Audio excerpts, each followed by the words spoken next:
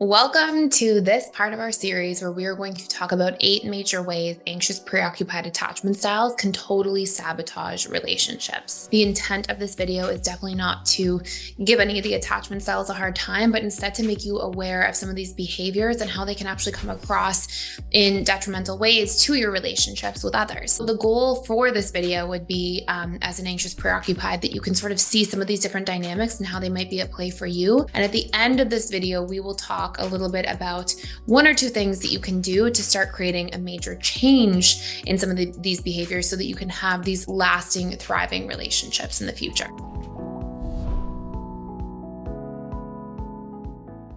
First and foremost, I do want to start by saying as well that anxious preoccupieds are lovely people, right? They tend to be super caring, super thoughtful, very present, very social, very charming, very likable, like all these beautiful qualities. And what happens is when they bond with somebody and attach to somebody, some of these big fears come online, right? These big, deep-rooted fears of being abandoned or being rejected or not good enough because they actually have a lot of attachment trauma. And that attachment trauma really tends to be most concentrated and focused around abandonment wounds. Now, this can be because as a child, you either were actually abandoned yourself, maybe a parent left, or there was a bad divorce, you didn't see one of your parents again, or it can be because a lot of perceived abandonment. So a lot of situations over time where there was big inconsistencies, like maybe your parents were very loving, but they worked a ton, so you hardly ever saw them.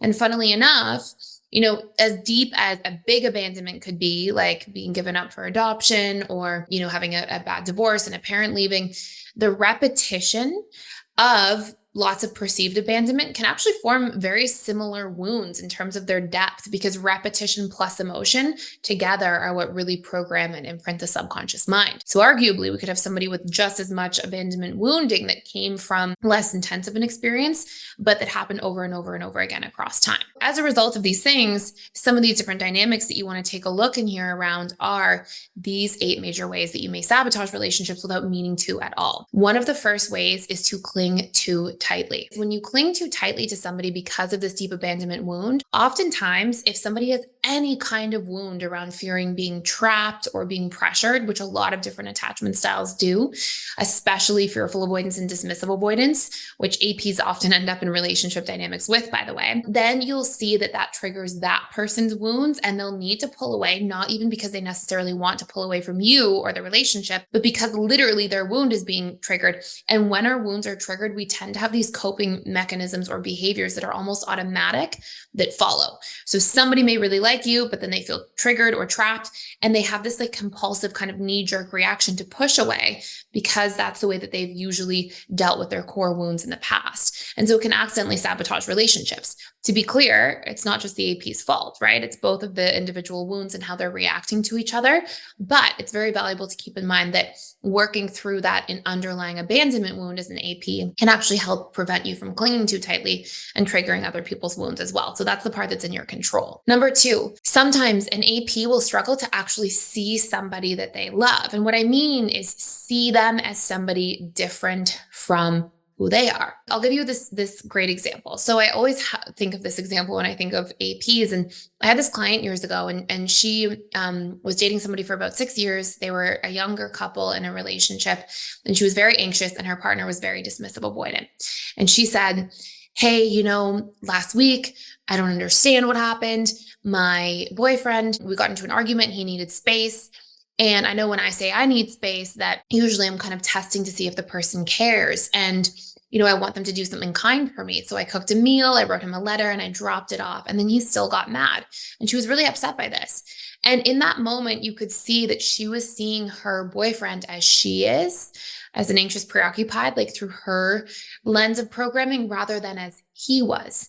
And so in that moment, she wasn't able to see this person that she loved because she was sort of projecting herself onto this person. And this brings me to number 3, because these two really go hand in hand, is that would be a great example of sympathizing more than empathizing. Empathizing is to love somebody as they are. Sympathizing is to love somebody as you are. And sometimes when an anxious, preoccupied person is very triggered, they can struggle to find the difference because when they're triggered, they're so focused on just getting that proximity back and that closeness back into the relationship that sometimes they don't realize that somebody may actually have to have a need for space or may actually have a boundary. And so they can accidentally, and this brings me to the next one, number 4, violate somebody else's boundaries when they're triggered because they're sort of in this space of sympathizing and not being able to see the person rather than empathizing and being able to recognize that unique individual as they are.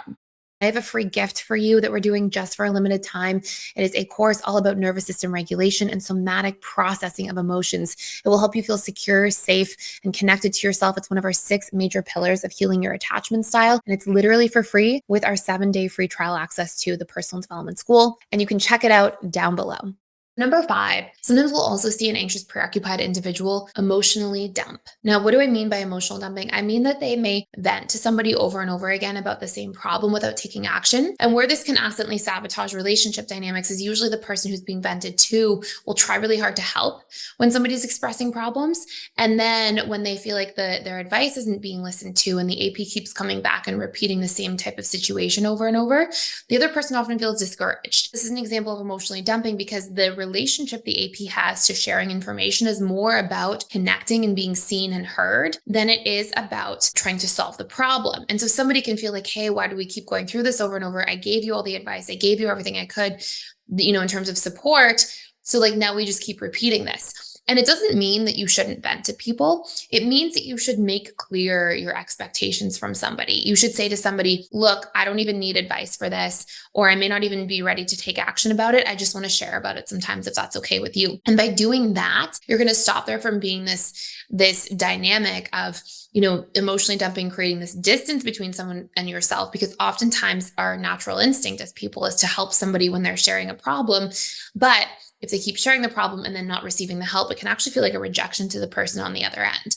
Again, that's up to that person to not take so personally, but it's also very beneficial for you to reframe your communication ahead of time so that you can at least offset some of the different dynamics that can happen. Number 6, APs may often find themselves having expectations of others to mind read without communicating what it is that they actually need. And the reason this can definitely create a pain point or problem is because sometimes we'll think, oh, if they love me, they should know my needs. But the reality is when people are of a different attachment style than you, they will have dramatically different needs and can lead you into a position where, somebody has totally different needs from you.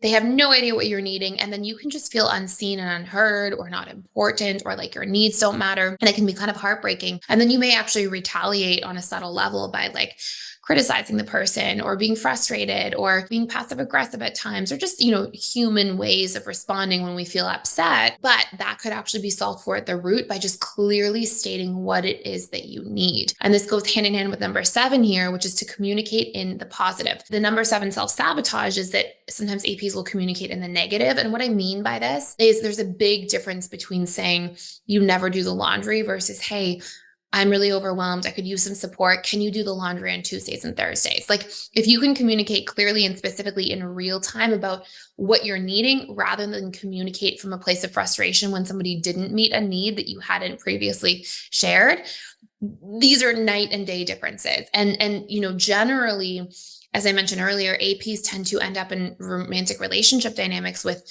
more avoidant individuals. If you look at why this happens and when this happens, you'll see that generally FAs and DAs don't take well to that kind of communication, but they do take well to when you communicate in the positive. So it's good for you because it strengthens your communication to know what your needs are ahead of time and communicate about that rather than reactive communication after a need hasn't been met that will often be received as criticism from other attachment styles.